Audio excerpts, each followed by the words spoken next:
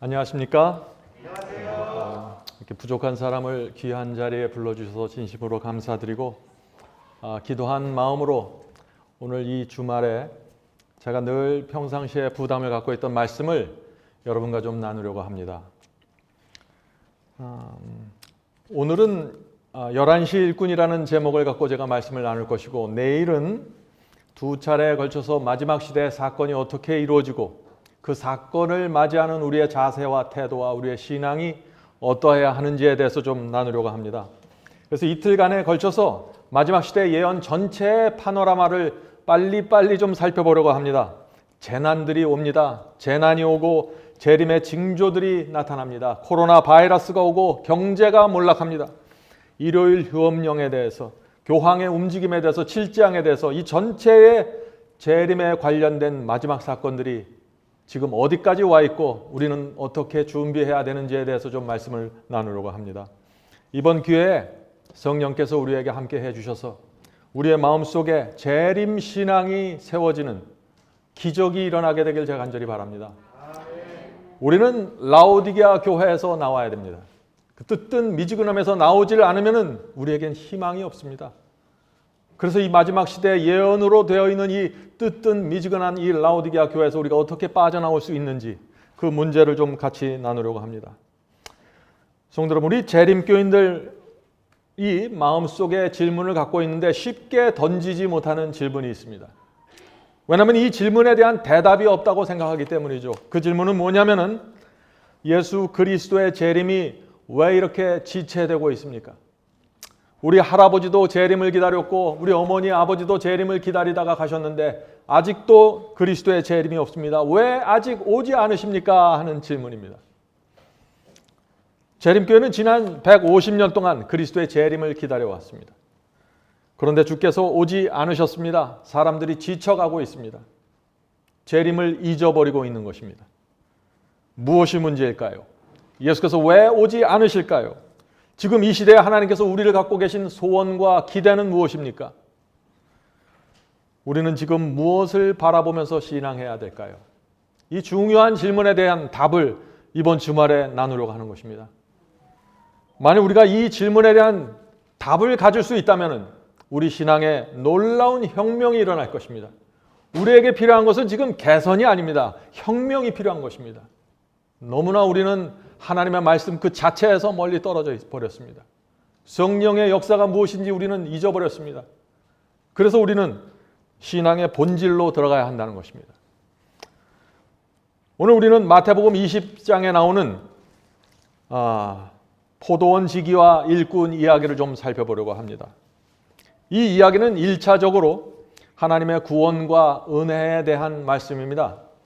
그러나 오늘 저는 이 말씀을, 이 마태복음 20장에 나오는 이 말씀을 요한계시록에 나오는 그 7교회 예언과 같은 방식으로 좀 살펴보려고 하는 것입니다.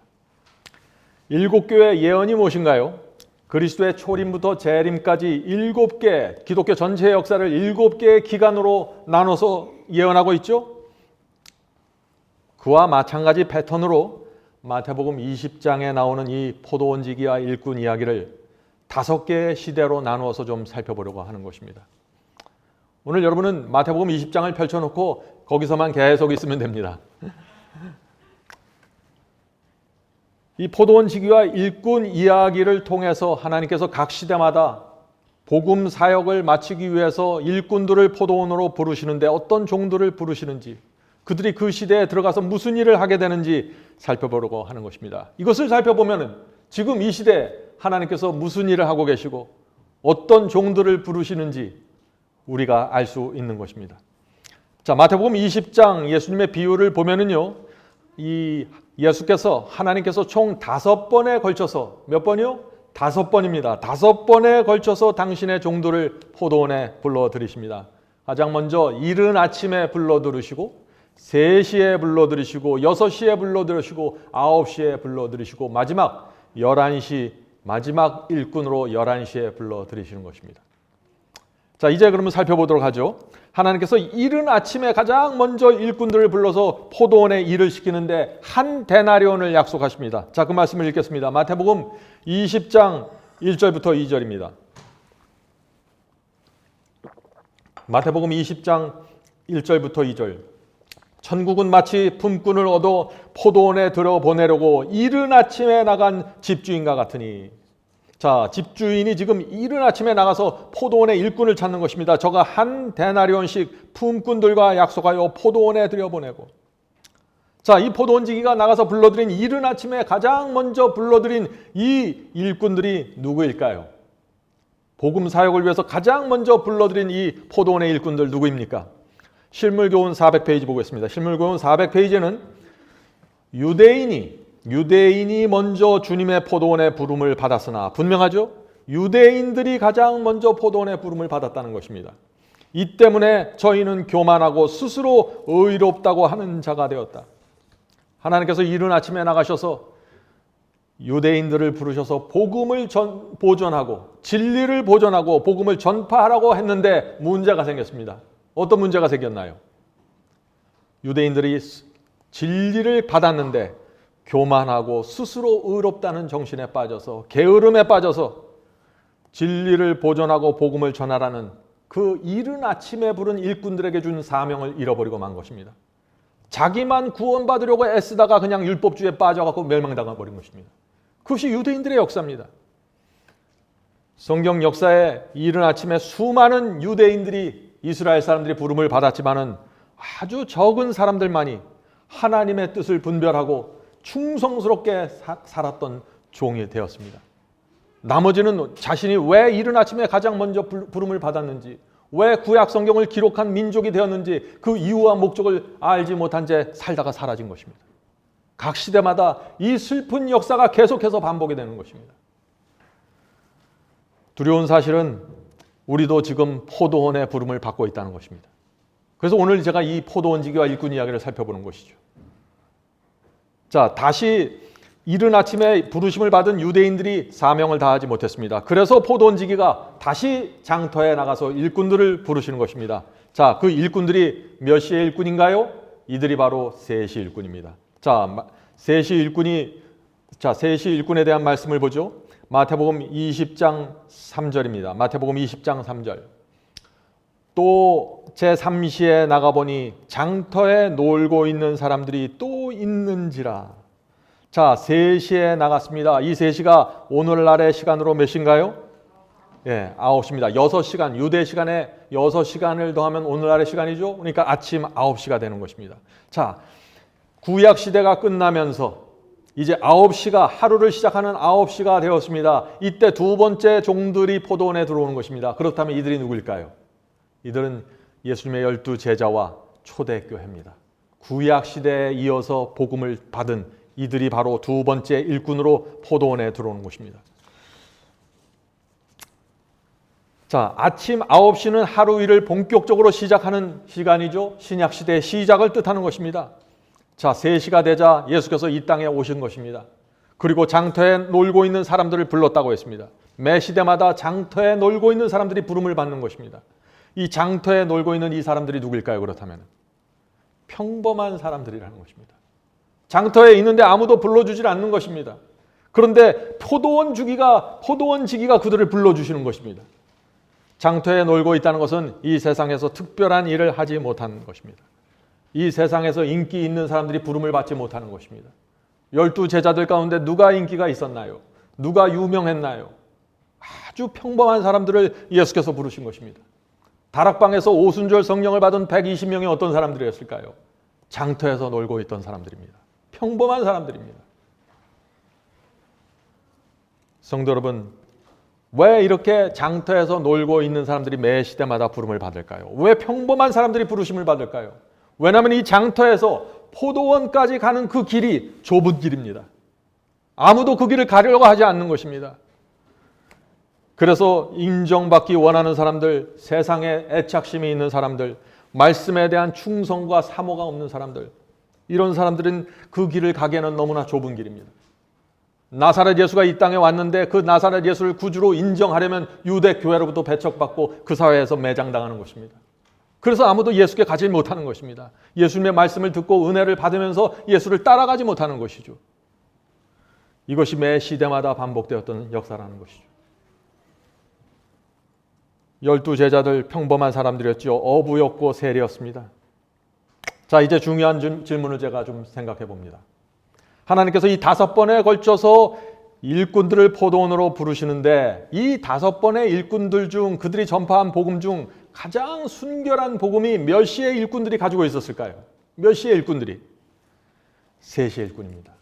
왜냐하면 예수께서 직접 주신 복음이죠. 그리스도의 십자가를 중심으로 세워진 복음입니다. 이 3시의 일꾼들이 초대교회, 사도들과 초대교회 이 교인들이 예수께서 직접 주신 복음을 받은 것입니다. 그래서 이 3시, 초대교회가 사도들이 전한 이 복음과 계명이 가장 정확하고 순수하고 확고하게 세워진 복음이라는 것이죠. 그래서 우리가 그들이 믿었던 복음, 그들이 지켰던 계명을 지키는 것입니다. 이것이 기준입니다. 3시의 일꾼들이 붙잡고 있었던 그 복음과 계명이 성경의 기준이 되는 것입니다. 성도 여러분, 이 각 시대마다 일꾼들이 부르심을 받는데 이들이 저마다 새로운 빛과 새로운 계명을 받는 것이 아니에요. 다 3시의 일꾼들이 받았던 그것을 받아갖고 전수하고 전달하는 것입니다.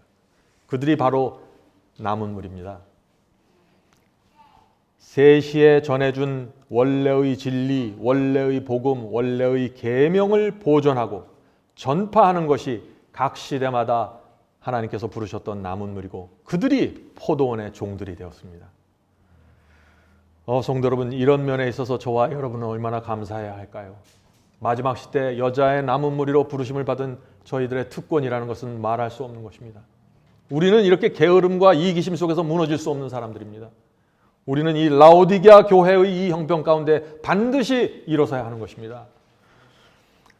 그래서 이 5번에 걸쳐서 종들이 들어오는데 이들은 릴레이 경기를 하는 것입니다. 3시에 주어진 빛이 계속해서 각 시대의 남은 무리를 통해서 세상 끝까지 전달돼서 마지막 11시 일꾼들이 그 진리와 말씀과 계명을 붙잡고 예수 그리스도의 재림을 위해서 준비하는 것입니다. 저와 여러분은 마지막 일꾼으로 부르심을 받은 것입니다. 그래서 자, 3시의 일꾼의 시대가 끝납니다. 그러면 그 다음엔 몇 시 일꾼인가요? 6시 일꾼입니다. 6시 시대가 되는 것입니다. 3시 시대가 지나면 6시 시대가 오죠. 자, 그러면 이 6시 시대가 어떤 시대일까요? 초대교회의 300년의 역사가 지나면서 이 6시 시대가 온데 이건 종교 암흑 시대죠. 중세기 종교 암흑 시대가 오는 것입니다. 이 7교회 예언으로 말하면은 두아디라 교회 시대입니다. 마태복음 20장 5절을 보겠습니다. 마태복음 20장 5절. 제6시와 제6시와 제9시에 또 나가 그와 같이 하고. 자, 그와 같이 한다는 말이 뭐예요? 제6시와 9시에 나가서 또 그와 같이 하고 포도원 지기와 그와 같이 한다. 장터에서 놀고 있는 사람들 똑같이 불러들인다는 것입니다. 다시 말해서 평범한 사람들을 6시와 9시에도 불러들인다는 것이죠. 자, 유대 시간에 6시, 오늘날 몇 시입니까? 6시간을 더하면 되죠? 낮 12시입니다. 낮 12시 정오입니다. 정오는 어때요? 유대 광야에서 정오는 어떻습니까? 가장 뜨거운 시간입니다. 이 포도원에 이 시간에 들어오는 이 일꾼들은 가장 큰 고생과 고통을 겪게 되는 것이죠. 중세기 종교 암흑기를 통과하면서 5천만 내지 8천만 명의 성도들이 순교당하는 시대가 이 시대입니다. 12시를 통과하는 것입니다. 왜 중세기에 이런 엄청난 핍박이 생겼습니까? 우리 재림교인들은 이 역사에 대해서 잘 아시죠? 초대교회 300년 동안 로마 황제의 핍박의 시대였습니다. 그때는 가난을 운명으로 받아들여야만 주님을 따라갈 수 있었던 시대입니다. 그래서 진리를 위해서 내 생애를 바치지 못하면은 나는 주님을 믿습니다라는 고백조차 할 수 없었던 시대가 그 시대입니다. 그래서 핍박과 순교의 이 시대에는 말씀과 진리가 잘 보존됐고 계명이 10계명이 온전하게 보존이 되었는데 낮 정오 12시로 들어가면서 놀라운 일이 생겼습니다. 어떤 일이 생겼습니까? 서기 313년 태양신을 섬기던 로마 황제 콘스탄티누스 황제가 어떻게 됐어요? 기독교인으로 개종했죠. 자신의 정치 기반을 견고하게 하기 위해서 기독교인들이 수없이 퍼져나가니까 그들을 끌어안고 정치 세력화하기 위해서 자신이 기독교인으로 개종해버렸습니다. 그때부터 이 기독교회가 핍박받는 교회에서 로마 제국에서 가장 인기 있는 교회가 된 것입니다. 국교가 된 것입니다. 어떻게 이런 일이 생겼을까요? 사탄이 전략을 바꿨기 때문입니다. 이 기독교 역사와 예언은 하나님과 사탄의 전쟁이죠. 300년 동안 핍박을 통해서 이 진리를 무너뜨리고 복음 전파를 막았는데 그렇게 되지 않았습니다. 한 사람이 순교당했을 때 100사람의 영혼이 일어났습니다. 그래서 사탄은 전략을 바꿀 수밖에 없는 것이죠. 그래서 교회 안에 세속과 권력과 돈을 넣어주기로 결정한 것입니다.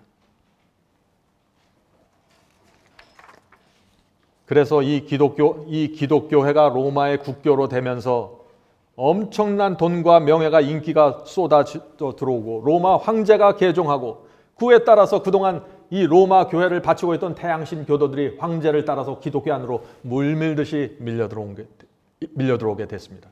자, 어떤 일이 생겼을까요? 그렇게 되면 어떤 일이 생겼을까요? 이 역사가는 이렇게 설명합니다. 이제 기독교는 단지 명목상 그리스도인을 가장한 사람들이 다수를 이루고, 자, 기독교가 이제 명목상 이름뿐인 그리스도인들로 다수를 이루게 되었다는 것입니다. 큰 비율을 이루고 주류를 이루게 되었다. 그들은 전에 이교도일 때와 다를 바 없었다. 오류와 타락이 홍수처럼 교회에 밀려 들어왔다. 엄청난 배도가 생긴 것입니다. 교회가 무너진 것입니다. 자, 한국일보 기사를 보면요, 그 당시 상황을 아주 정확하게 표현합니다. 2003년 11월 30일자 한국일보 기사는 이렇게 표현합니다. 콘스탄티누스 황제는 AD 321년 3월 7일 첫째 날 일요일을 태양의 날로 선포하고 이날을 기독교의 예배일이자 공휴일로 정한 뒤 일곱째 날은 토요일로 명명하는 칙령을 내렸다. 첫째 날 일요일을 태양의 날이자 공휴일로 정한 것은 그 당시 로마의 대다수를 차지한 태양신 교도들을 배려하기 위함이었다. 자, 태양신 교도들 일요일 날 썬데이, 태양의 날이죠. 그 썬데이를 지키던 이 태양신 교도들의 마음을 얻기 위해서 일요일을 예배일로 바꾸는 일을 시작했다는 것이죠. 일곱째 날 즉 토요일을 예배일로 지켜오던 유대인들과 일부 기독교인들은 이에 반대했지만 반대하던 사람들이 있었죠. 그러나 일부였다는 것입니다. 교회 지도자들과 미트라교도, 태양신교도들 대다수의 사람들은 황제의 칙령에 따라서 일요일을 지키기 시작했다. 참 이 역사를 보면 참 이해가 안 되는 것이 있습니다. 300년 동안 안식일을 정확하게 지키고 내려왔던 사람들이 황제가 일요일로 변경한다고 그것을 다 따라가요? 기독교 전체 거의 대부분이 다 따라갔어요. 그것을. 어떻게 이런 일이 있을 수 있을까요? 그들은 옛날로 돌아가길 원치 않았습니다. 다시 여기서 자기가 로마 황제의 명령을 거역하고 안식일을 지키기로 결정하는 순간 그들은 교회와 등을 지게 되고 로마 황제의 핍박의 대상이 되는 것입니다. 그렇게 하면 자기의 아버지와 할아버지가 지켰던 그런 삶을 살아야 되는 것이에요. 도망 다니면서 핍박 다니면서 그런 삶을 살아야만 하는 것입니다. 그래서 이 초대교회 후손들이 거기서 갈등을 하고 결정을 한 것입니다. 로마 황제에 굴복하기로 말이죠. 다시 핍박받고 배척받던 시절로 돌아가고 싶지 않았습니다. 성도 여러분, 그러나 그런 상황에서도 하나님의 말씀을 지키기 위해서 일어났던 저항하는 그리스도인들이 있었습니다. 그들이 봐도 중세기 로마 시대 핍박의 대상이고 그 1000년의 기간 동안 수천만 명이 순교한 것입니다. 저희가 믿는 이 신앙이 그들을 통해서 이어져 내려온 것입니다. 우리는 이 신앙을 거저받은 사람들이 아닙니다. 수많은 피가 흘려졌습니다.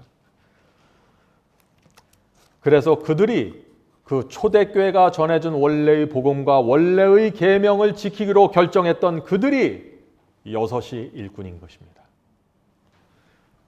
그래서 이 여섯이 시대부터 기독교회가 둘로 나눠지기 시작한 것입니다. 300년 동안 하나의 교회로 흘러내려오다가 6시에 들어오면서 2개의 교회가 생기기 시작한 것입니다. 어떻게 나눠졌을까요? 10계명을 지키기로 결정한 교회와 10계명에서 넷째 계명과 둘째 계명을 변질시킨 그 교회를 또 따라가는 것입니다. 10계명을 버린 교회 사람들이 어떤 교회에 다녔을까요? 유럽의 대도시에 있는 크고 화려한 교회를 다녔습니다.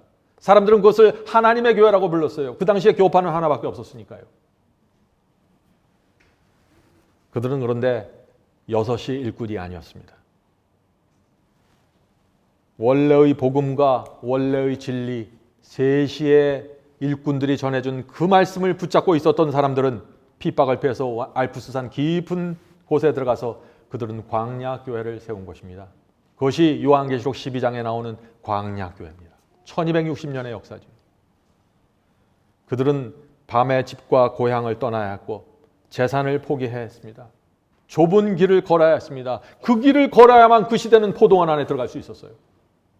성도 여러분, 이제 제가 여러분에게 질문을 드립니다. 저와 여러분이 6시 시대에 살았다면, 중세기 종교 암흑기에 태어나서 그 시대에 살았다면 저와 여러분은 어떤 선택을 했을까요? 이 질문에 대한 대답이 저와 여러분이 지금 갖고 있는 신앙의 실체입니다. 하늘 포도원지기의 부르심을 붙듣고 그 알프스 광야교회를 찾아간 사람들은 어떤 사람들이었을까요? 우리가 하늘에 가면은 그분들을 만나게 될 것입니다. 그분들이 우리에게 그렇게 물어볼 것입니다. 나는 이렇게 신앙을 지켰는데, 알프스 산속에서 나는 추위와 싸우면서 굶주림 속에서 죽어갔는데 당신은 어떻게 신앙을 했습니까? 우리가 어떤 대답을 해야 될까요?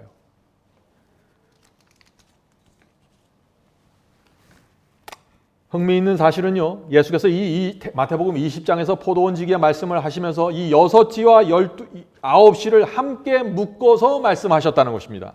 자, 그 5절을 다시 읽어보죠. 5절입니다. 20장 5절입니다. 제6시와 제9시에 또 나가 그와 같이 하고. 자, 지금 예수께서는 6시 일꾼들과 9시 일꾼, 이 6시 시대와 9시 시대를 하나로 연결시켜서 지금 말씀하고 계시는 것입니다. 왜 그럴까요? 왜냐하면 이 6시 시대와 9시 시대는 깊이 연결되어 있기 때문이죠.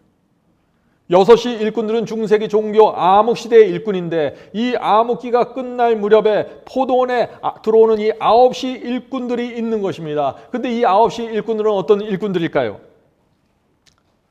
6시 시대에 무너졌던 진리를 회복시키기 위해서 들어오는 일꾼들입니다.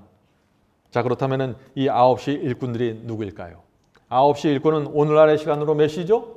6시간을 더하면 3시입니다. 오후 3시가 되는 것입니다. 그래서 이 9시 일꾼들은 3시간만 더 일하면 저녁 6시가 돼서, 이제 저녁 6시가 돼서 해가 지는 것입니다. 그래서 어떤 면으로 볼 때 이 9시, 다시 말해서 오후 3시에 들어온 이 일꾼들이 마지막 일꾼이 될 수도 있었습니다. 왜냐하면 이 일꾼들은 3시간씩 일하고 있었기 때문이죠. 유대 시간으로 저녁 6시는 해가 지는 시간입니다. 포도원의 하루 일을 다 마치는 시간입니다. 해가 지면 더 이상 열매를 딸 수 없고 추수를 할 수 없습니다. 그래서 이 9시 일꾼은 포도원의 일을 끝내기 위해서 들어온 일꾼이라고 봐야 하는 것입니다. 성도 여러분, 이 9시 일꾼이 누구입니까? 종교개혁자들입니다. 종교개혁자들이 세워놓은 개신교회입니다. 이들이 9시 일꾼입니다. 7교회의 예언으로 보면 4대교회에 해당하는 사람들입니다. 자, 그런데 그렇다면 이 9시의 일꾼의 사명은 뭐예요? 사명은 제가 처음부터 말씀드렸죠. 포도원 일꾼들의, 포도원으로 들어가는 일꾼들의 사명은 시대와 불문하게 항상 동일합니다. 그것은 뭐냐? 초대교회가 갖고 있던 12제자가 세워놓은 그 복음과 그 계명을 유지하고 보존하는 것이 항상 사명입니다. 그러므로 중세기에 무너졌던 이 진리와 계명을 다시 회복시키기 위해서 들어오는 사람들이 9시 일꾼입니다. 그들이 종교개혁자들이었고 그들이 개신교였습니다. 마틴 루터와 개혁자들이 그래서 중세기의 행함으로 말미암는 의를 무너뜨리고 믿음으로 구원받는다는 진리를 회복했죠. 적그리스도가 누구인지에 대한 예언을 회복했습니다. 오늘날 재림교회가 갖고 있는 예언의 초석들은 종교개혁자들이 세워놓은 예언입니다. 그들이 다니엘서 7장과 요한계시록 13장을 통해서 적그리스도는 바티칸이라고 지목해서, 그래서 종교개혁 운동이 성공하고 천주교가 무너져 버린 것입니다. 엄청난 일이 생긴 것입니다. 오늘날 많은 분들이 마틴 루터와 종교개혁자들이 믿음으로 말미암는 의만 얘기했다고 생각하는데 그렇지 않아요. 그거 하나만을 갖고 천주교가 무너질 수가 없는 것이죠. 그들은 작은 뿌리 적그리스도라는 진리를 세우면서 유럽 전체에서 엄청난 일이 생긴 것입니다. 천주교회가 뿌리부터 흔들린 것입니다. 바로 그 일을 한 분들이 9시 일꾼들입니다. 이들이 그 일을 하면서 바티칸으로부터 엄청난 핍박을 받았고 수많은 종교개혁자들이 피를 흘리고 죽었습니다. 그래서 그들이 도망간 곳이 자유의 땅 신대륙 미국이 되는 것입니다. 그렇게 역사가 이어지는 것이에요. 그래서 매 시대마다 이 포도원으로 들어가는 일꾼들이 남은 무리가 되는데 이들은 초대교회 신앙과 복음과 계명을 회복시키고 전하는 것입니다. 이거 중요한 사상입니다. 재림교회가 왜 생겼나요? 이 사명 때문에 생긴 것입니다. 자, 한 가지로 흥미있는 일은 이 포도원 지기가 일꾼을 부르는데 3시간 간격으로 부르는 것입니다. 3시간 간격입니다. 이른 아침에 불렀죠. 그 다음에 3시에 불렀습니다. 그 다음에 3시간을 더해서 6시에 불렀습니다. 그리고 3시간을 더해서 9시에 불렀습니다. 그리고 이 9시 일꾼들이 3시간을 더하면 12시가 돼서 세상 역사가 끝나는 것입니다. 그런데 이상하게 11시 일꾼이 있는 것입니다. 예수께서 말씀하시기를. 포도원 지기의 원래 마음속에 있는 계획은 9시 일꾼에 의해서 복음이 맞춰지는 것인데, 그래서 이 9시 일꾼들이 종교개혁 운동을 일으키고 이들이 환한 빛으로 나가고 십계명을 완전히 회복시키고 진리와 복음을 완전히 회복시키길 기대하셨는데, 온전한 빛으로 나가길 기대하셨는데 문제가 생겼던 것입니다. 무슨 문제가 생겼어요? 이 9시 일꾼으로 부름받은 개신교회가 종교개혁의 정신을 잃어버렸습니다. 교단이라는 높은 벽을 세워서 그 속에 들어가서 안주해버렸습니다. 더 이상 밝은 빛으로 나가려고 하지 않았어요. 둘째 계명은 회복했는데 넷째 계명은 무너뜨리고 짓밟힌 그대로 남아 있습니다.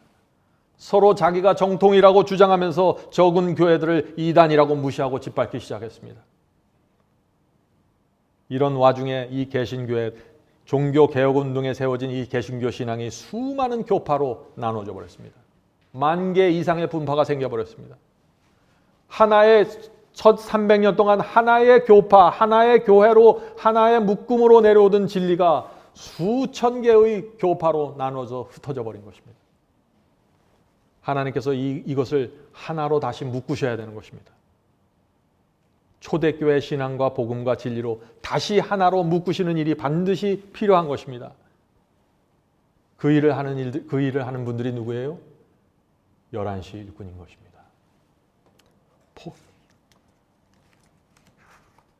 포도원 지기가 하늘에서 가만히 이 9시 일꾼들을 내려다 보니까 9시 일꾼의 부르심을 잊어버렸어요. 그래서 자기들끼리 서로 다투고 이단 정통 시비하면서 진리를 찾지 못하는 것입니다. 그래서 이 포도원 지기가 이 9시 일꾼으로는 도무지 이 포도원 사업을 마칠 수 없다고 생각했기 때문에 드디어 해가 지기 1시간 전에 급히 장터로 다시 나오게 되는 것입니다. 그래서 불러들이는 사람들이 누구예요? 11시 일꾼입니다. 11시 일꾼이 누구일까요? 이것이 오늘 제가 드린 말씀의 초점입니다. 11시 일꾼. 11시 일꾼은 세상 역사의 끝에 1시간 남겨놓고 포도원으로 급히 파송되는 종들입니다. 11시 일꾼은 그래서 마지막 추수꾼이 되는 것입니다. 하나님의 모든 기대가 이 11시 일꾼에게 걸려 있는 것입니다. 11시 일꾼이 진리를 완전하게 회복하고 복음 사업을 마치기를 원하시는 것입니다. 마지막 때 누가 이 하나님의 기대에 응하게 될까요? 자, 오늘 이제 남은 시간 동안 11시 일꾼에 대해서 자세히 살펴보겠습니다. 여러분들 오늘 이 11시 일꾼에 대해서 정확하게 마음에 담으시길 제가 간절히 바랍니다. 11시 시대 언제 시작됐습니까?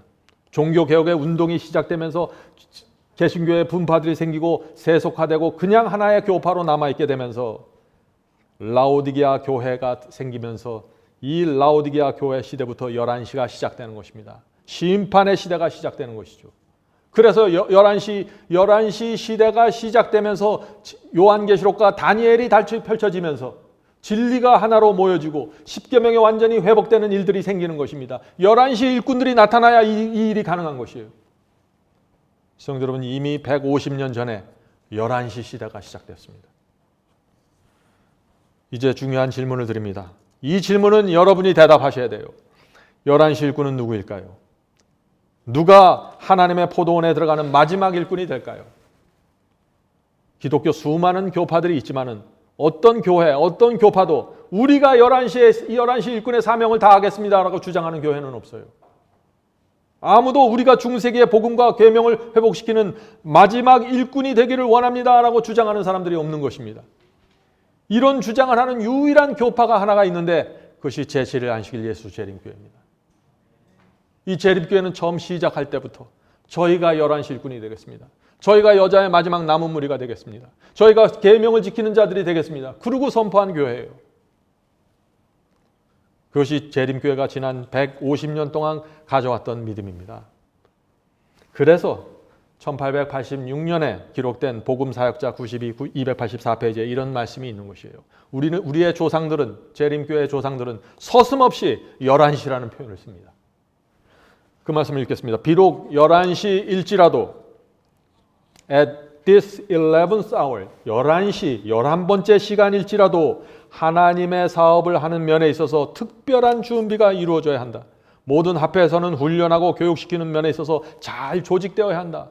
무엇을 위해서 교육시켜요? 11시 일꾼을 만들기 위해서 교육시키는 것이에요. 그것이 합회의 일이라고요. 그것이 교회의 일이라고요. 성도 여러분, 마지막 11시 일꾼이 되어달라는 것이 저와 여러분에 대한 하나님의 호소입니다. 11시 일꾼이 준비되어 예수께서 재림하실 수 있는 것입니다.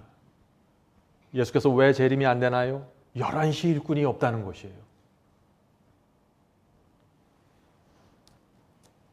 성도 여러분, 만일 우리가 11시 일꾼의 사명과 신앙을 이해하고 그 안으로 들어간다면 하나님께서 가장 큰 기쁨으로 바라보시는 것입니다. 하나님께서 빨리 이 포도원의 추수를 마치고 우리를 데려가기 원하시는 것입니다. 성도 여러분, 그래서 이 사탄이 11시 일꾼에 대한 극렬한 미움과 증오를 나타내는 것입니다. 그것이 요한계시록 12장 17절입니다. 요한계시록 12장 17절 보겠습니다. 요한계시록 12장 17절. 용이 여자에게 분노하여 돌아가서 그 여자의 남은 자손 곧 하나님의 계명을 지키고 예수의 증거를 가진 자들로 더불어 싸우려고 바다 모래 위에 섰더라. 분명하죠? 용이 왜 여자의 남은 자손을 왜 이렇게 미워하고 죽이려고 달려듭니까?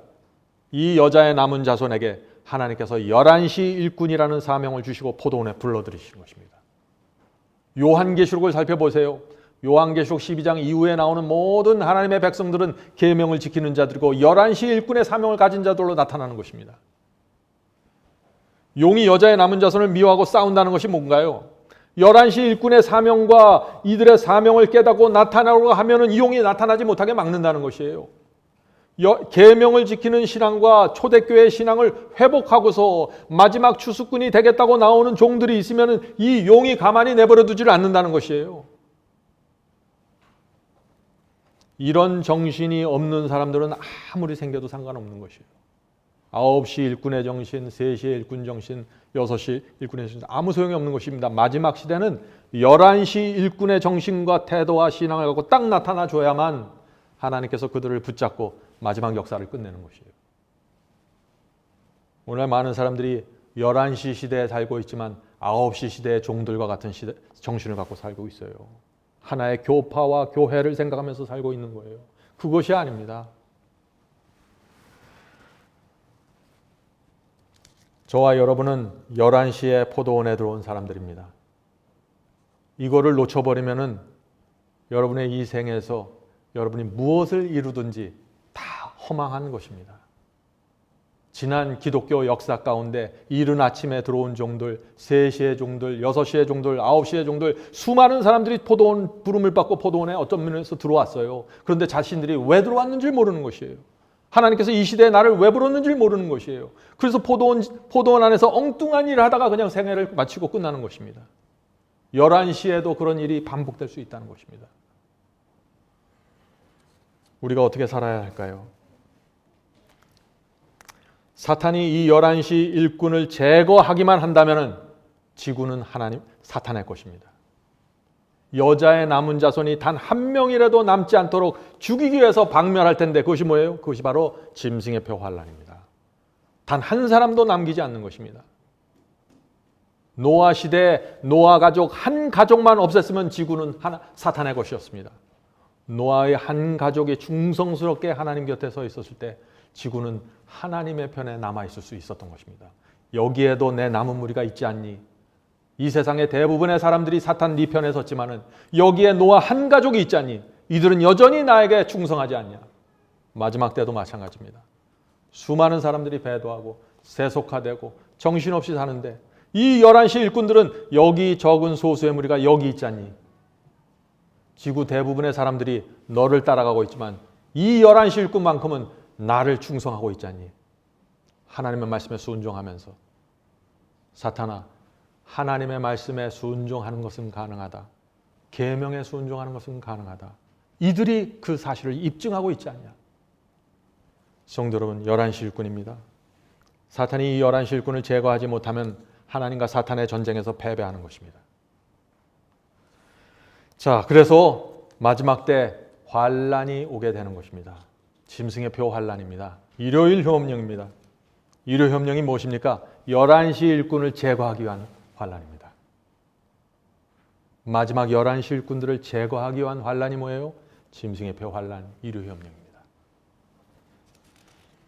자, 예수께서 그래서 이 포도원지기에 비유해서 마태복음 20장에서 몇 시의 일꾼에 대해서 가장 자세하게 설명하셨을까요? 몇 시 일꾼에 대해서? 11시 일꾼입니다. 자, 6절 보겠습니다. 마태복음 20장 6절. 제 11시에도 11시에도 나가보니 섰는 사람들이 또 있는지라 가로되 너희는 어찌하여 종일토록 놀고 여기 섰느냐. 자, 11시 일꾼도 어디 있어요? 장터에서 놀고 서 있는 거예요. 지금 장터에 놀고 있는 사람들입니다. 놀고 여기 섰느냐. 가로되 우리를 품꾼으로 쓰는 이가 없습니다. 주인, 우린 여기서 계속해서 기다렸는데 아무도 우리를 부르지 않았습니다. 쓰질 않습니다. 이렇게 대답하는 거죠.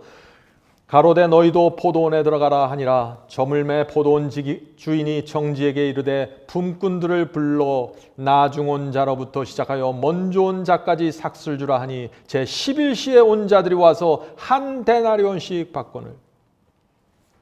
성도 여러분, 11시가 몇 시인가요? 오늘날로 말하면 오후 5시입니다.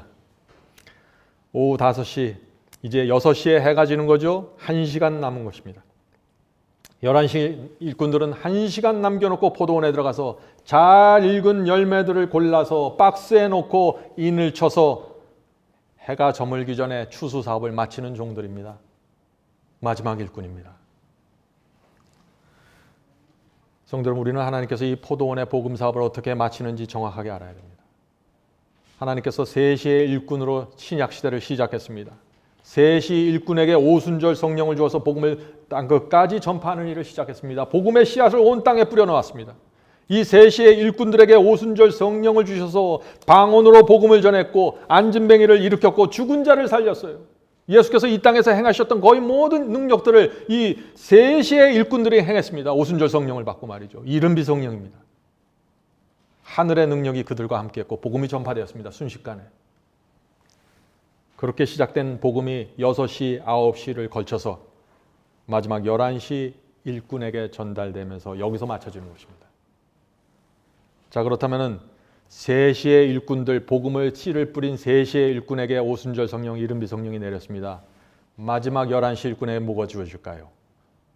제2의 오순절 성령, 늦은비 성령이 또 내리는 것입니다.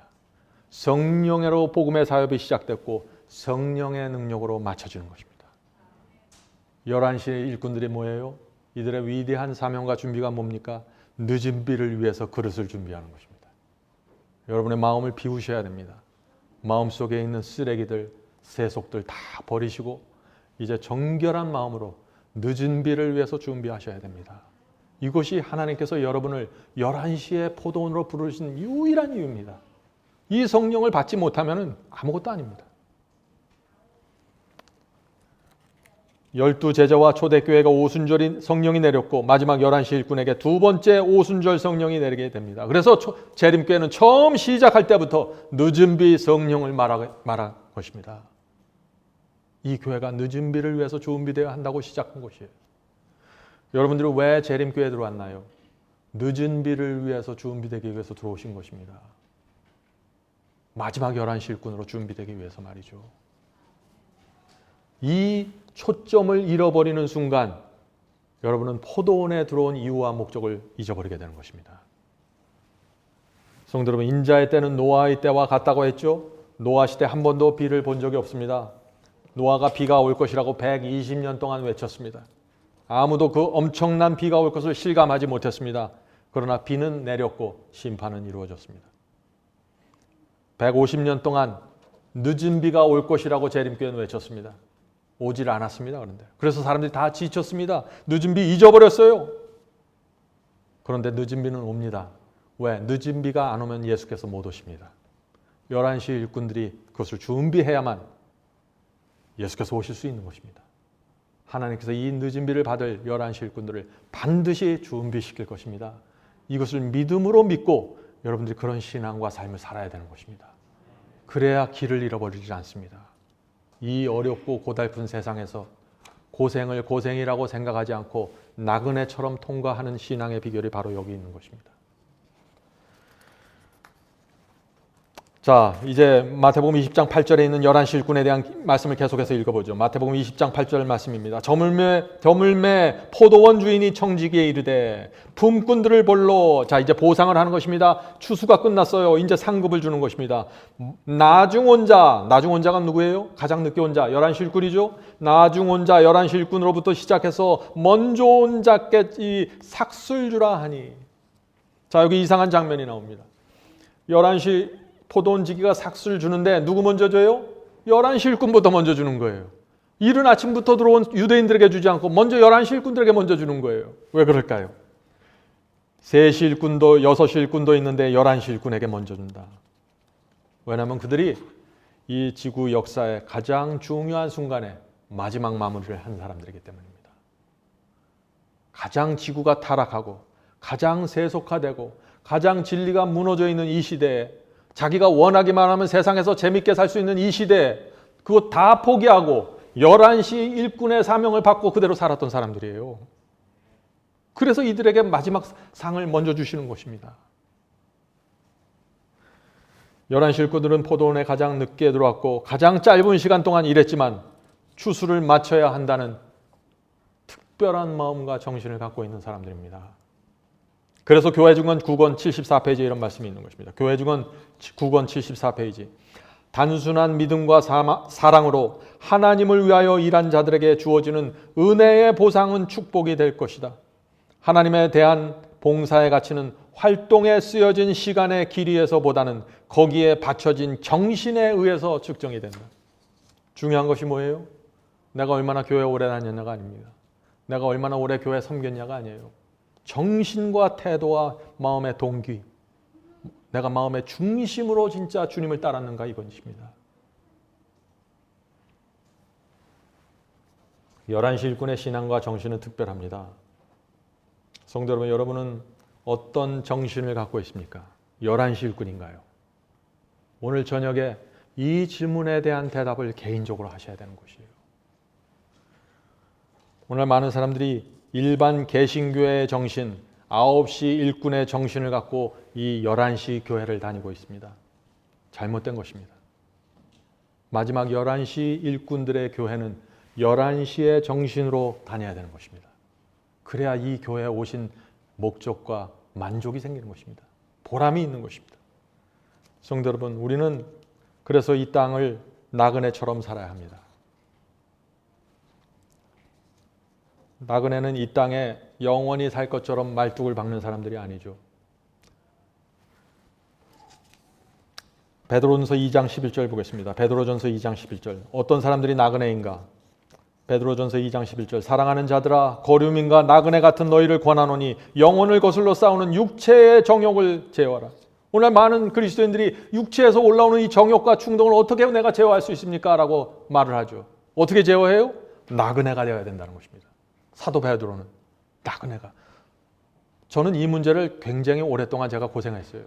저는 주님의 말씀대로 살려고 했고 정말 주님의 말씀대로 순종하려고 했는데 안 되는 거예요. 순종이 안 돼요. 죄와 유혹이 오면 성령의 음성을 붙잡고 굴복해야 되는데 그거 잘 안 되는 거예요. 그래서 난 왜 안 될까 내가? 무엇이 문제인가? 나는 그렇게 세상을 사랑하는 것도 아니고 돈 벌려고 애를 쓰는 사람도 아니었는데 왜 이게 안 될까? 가만히 기도하고 생각해 보는데 제가 나그네가 아니었습니다. 이 세상에서도 어느 정도 성공하길 원했고 교회 안에서도 어느 정도 대접받길 원했어요. 항상 어느 그룹에 가든지 그 그룹에서 대접받지 않으면 못마땅한 거예요, 제가. 나그네가 아닙니다. 나그네는 이 세상을 스쳐서 지나가는 사람들입니다. 하늘 예루살렘 보면서 말이죠.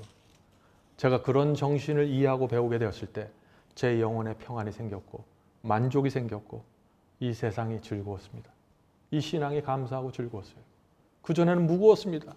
왜 이렇게 이 재림신앙이 무거운지 모르겠어요. 나그네 정신이 없었던 것입니다. 경쟁하는 정신들, 나를 높이는 정신들, 이런 것들로부터 빠져나와야만 육체의 정욕에 제어할 수 있다는 것입니다. 자, 11시 일꾼의 모습을 살펴보죠. 마태복음 20장 6절 7절입니다. 마태복음 20장 6절 7절. 제11시에 나가보니 섰는 사람들이 또 있는지라 가로되 저희는 어찌하여 종일토록 놀고 서 있느뇨 가로되 우리를 품꾼으로 쓰는 이가 없으니이다. 자, 포도원지가 급히 장터에 나가서 너희는 어떻게 여기에 하루 종일 종일토록 놀고 서 있니? 하고 포도원지가 물어보는 거예요. 그럴 때 이 11시 이 품꾼들이 뭐라고 대답해요? 하루 종일 우리를 품꾼으로 쓰려고 했던 사람들이 없습니다 라고 대답하는 것입니다. 왜 이런 대답을 했을까요? 이들은 아침부터 나와서 품꾼이 되기를 원했어요. 일하기를 원했습니다. 그런데 아무도 불러주지 않았다는 것이에요. 왜 아무도 불러주지 않았을까요? 왜 아무도 불러주지 않았을까요? 왜 아무도 이들을 바라보진 않았을까요? 다른 사람은 다 뽑아갔는데 이 사람들은 11시까지 그냥 해지기 1시간 전까지 그냥 남아있는 거예요. 자, 이 그림을 좀 보시기 바랍니다. 이 그림은 이 미국의 홈디포라는 건축 자재상이 있습니다. 건축 도매 자재상인데 여기 가면 집 짓는데 공사하는데 필요한 모든 것들이 다 파는 데예요. 근데 여기 앞에 가면은 한국의 인력시장처럼 이 사람들이 쭉 늘어서서 기다리고 있어요. 그래서 저 안에서 벽돌 사고 나무 사고 콘크리트 산 사람들이 저 자동차에 산 저 주인이 와서 이 사람들 쭉 차 타고 앞에 지나가면서 당신 여기 타 그래요. 그리고 그 사람들 싣고 가서 집을 짓고 공사를 하는 것입니다. 그런데 아침부터 저렇게 주인이 나와서 일꾼들을 뽑았는데 해지기 1시간 전까지 못 뽑힌 사람들이 있어요. 11시 일꾼이에요. 그들이 누구일까요? 왜 안 뽑혔을까요? 네, 일을 못하게 생겼어요. 경쟁력이 없어요. 건강하질 않아요. 네? 아침부터 낮까지 능력 있는 사람 다 뽑혀서 나갔는데 마지막 11시까지 해지기 전까지 남아있는 사람들 이제 1시간만 지면 일을 못하는데 집에 그러면 내가 자녀들 먹여 살려야 되는데 어떻게 하나 잔뜩 고민하고 앉아있는데 하늘에 포도원지기가 나와서 오라고 불러주시는 것입니다. 11시 일꾼이 되는 것입니다.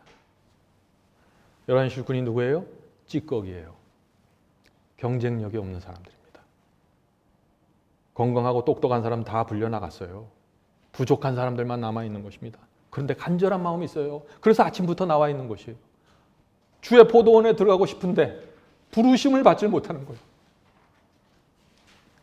저는 자들입니다. 성도 여러분, 그런 사람들이 11시에 부름을 받고 포도원에 들어가니 어떻게 일하겠어요? 물불 가리지 않고 하는 것입니다. 11시 일꾼입니다. 그냥 자신들이 선택받았다는 그 자체가 감사한 것입니다. 하루 종일 아무도 그들에게 눈길조차 주지 않았는데 이 선하고 자비로운 포도원지기가 나와서 자기를 찾아와서 일감을 주시는 것입니다. 봉사할 수 있는 일, 섬길 수 있는 일, 전파할 수 있는 일을 주시는 것입니다. 그러니 그런 사람들 속에 감사와 감격이 넘치는 것입니다.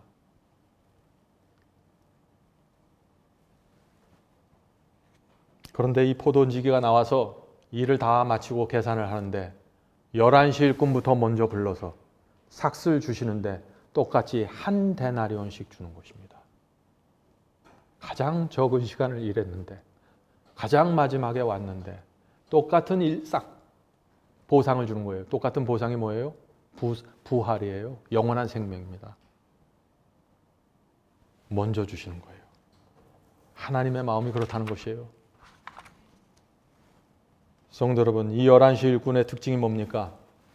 나에게 자격이 없다는 것을 절실하게 아는 사람들입니다. 그래서 포도원 주인에게 도무지 갚을 수 없는 은혜를 지게 되는 것입니다. 빚진 자의 종이 되는 것입니다. 빚진 자의 심령을 받는 것입니다. 성도 여러분, 그래서 이 빚진 자의 심령을 갖고 포도원지기를 따라서 포도원에 들어가니까 그들 마음속에 어떤 정신이 있을까요? 주인이여, 저는 죽도록 충성하겠습니다.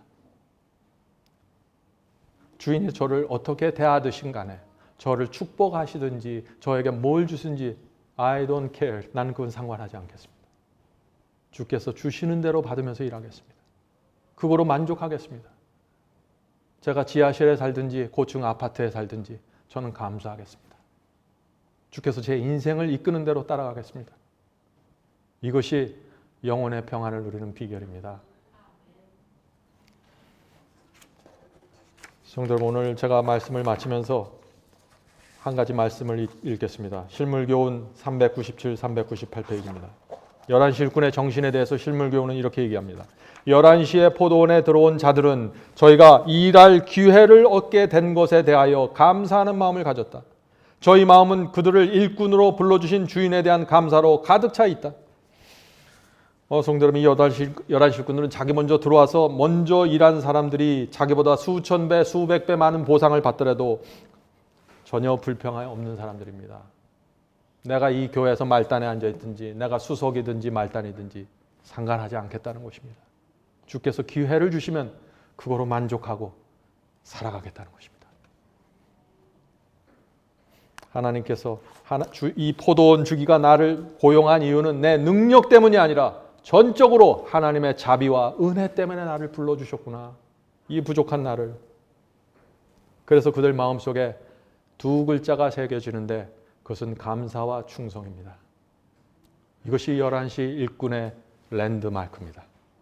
이것을 가지고 있는 사람들은 11시 일꾼이 되고 이것이 없으면 허망한 것입니다. 성도 여러분, 하나님께서 우리를 이렇게 불러주셨는데 지구라는 장터까지 오셔서 정말 놀고 있는 우리를, 평범한 우리를 불러주셨는데 우리가 어떻게 응답해야 될까요? 이 세상에서 그저 적은 것, 의미 없는 것들 얻으려고 우리가 가진 모든 시간과 노력을 다 허비하다가 늙어서 무덤 속에 들어가야 그게 우리의 삶이 되어야 되겠습니까? 우린 그렇게 살 수 없습니다. 우린 우리에게 주어진 이 짧은 시간 동안 11시 일꾼으로 살면 되는 것입니다. 그러면 하나님께서 모든 보상, 상상할 수 없는 보상을 갖고 우리를 기다리고 성문 앞에서 기다리시는 것입니다. 성령께서 이 시간에 저와 여러분의 마음을 깊이 감동해 주시길 간절히 바랍니다. 하늘에 계신 저희들의 아버지, 이제 포도원에 해가 져갑니다. 1시간 남겨놓고 이렇게 부족한 저희들을 찾아주셔서 들어오라고 허락해 주시니 감사합니다. 주여, 이 시대에 11시 일꾼의 정신과 사상과 신앙을 이해할 수 있도록 도와주시옵소서. 하나님의 마음속에 있는 그 소원과 기대를 저희가 들여다볼 수 있도록 도와주시옵소서. 하나님의 마음이 저희의 마음이 되게 인도해 주시옵소서.